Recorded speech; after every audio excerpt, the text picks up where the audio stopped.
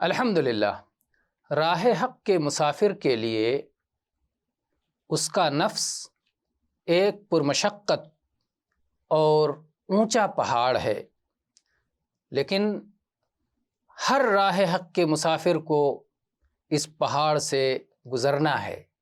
اس پہاڑ پر چڑھ کر اس کی بلندی پر پہنچے بغیر کسی راہ حق کے مسافر کا سفر مکمل نہیں ہو سکتا۔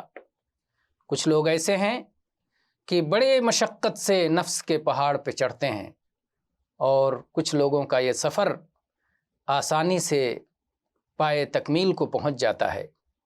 اللہ تعالیٰ جس کے لیے آسان کر دے اس کے لیے یہ سفر آسان ہو جاتا ہے۔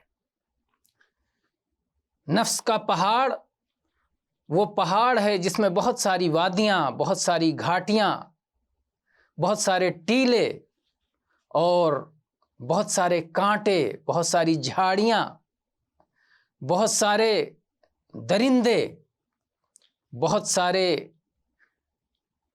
چمٹ جانے والے بیل اور پودے، اور بہت سے چور اچکے اور مسافروں کو لوٹ لینے والے بہت سارے ڈاکو اس پہاڑ پہ ہوتے ہیں۔ خصوصاً راہ حق کے وہ مسافر جو اندھیری راتوں میں چلتے ہیں، اگر ان کے پاس ایمان کا ہتھیار نہ ہو، اگر ان کے پاس یقین کے چراغ نہ ہوں جو اخبات کے تیل سے جلتے ہیں، اخبات کا تیل جب ان چراغوں کو میسر ہوتا ہے تو یہ چراغ روشنی دیتے ہیں، اگر کسی کے پاس یہ نہ ہو تو یہ رکاوٹیں اس سے چمٹ جاتی ہیں۔